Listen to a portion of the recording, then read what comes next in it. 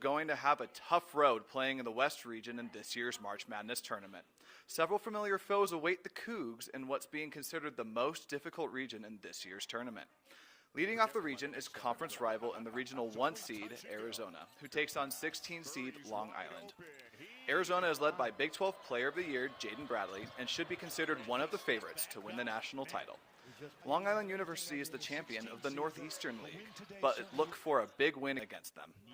In the 8-9 matchup, we have 8 seed Villanova, whom BYU beat in the first game of the season, taking on 9 seed and Mountain West champion Utah State, whom BYU shares a long history with.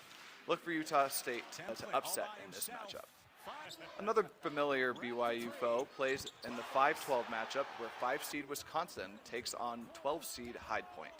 High Point, with their powerful offense, is a popular upset pick this year, but give me Wisconsin in what should be a shootout between both teams.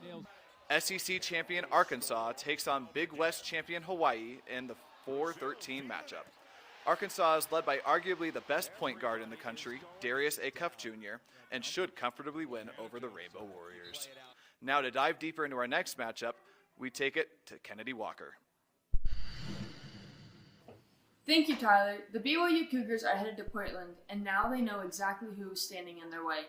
Texas guard Trayvon Mark hit a go-ahead basket with 1 second remaining to give the number 11 Longhorns a 68-66 win over number 11 NC State in the first score on Tuesday, punching their ticket to a round of 64 date with number 6 seed BYU on Thursday.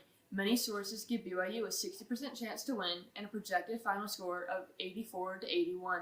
The Cougars ranked 10th nationally in adjusted offensive efficiency and 57th in adjusted defensive efficiency.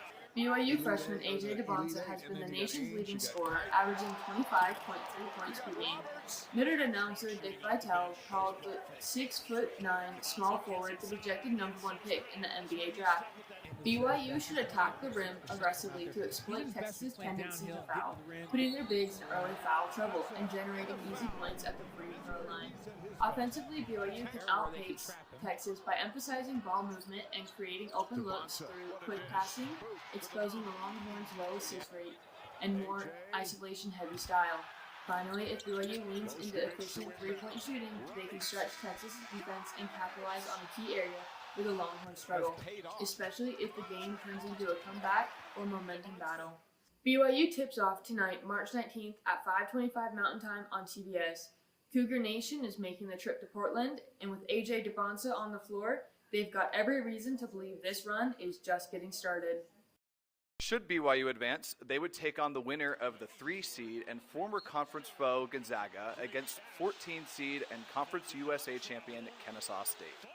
Gonzaga rolled to a West Coast Conference championship in their final season before moving to the Pac-12, and they should take an easy win over the Owls. Moving on, we have another familiar foe in 7 seed Miami, Florida, taking on 10 seed Missouri. BYU beat Miami in a non-conference tournament in November, but give me Missouri in what should be a tight matchup. For our final matchup of the West region, we have 2 seed and Big Ten champion Purdue taking on 15 seed and Atlantic Sun Conference champions Queens. Queens is playing in their first and last March Madness tournament as they are merging with nearby Elon University after their season is done.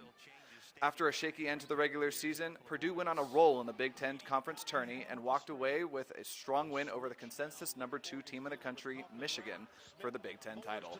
They should be considered heavy favorites to win this matchup as well.